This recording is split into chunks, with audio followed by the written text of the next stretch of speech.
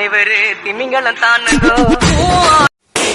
கடலில் சேரும் அந்த இடத்தில் அவங்க இத பாட்டு விட்ட உழுவ மீன் விட்டதையா பஞ்சாயத்து தலைவரான புறா மீன் தானோ பஞ்சாயத்து தலைவரான புறா மீன் தானோ அவர் சொன்னபடி 20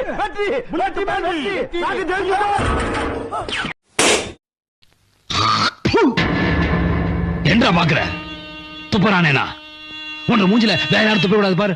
அதான் நான் துப்புறேன். தோத்துக்கிட்டே இருக்கீடா.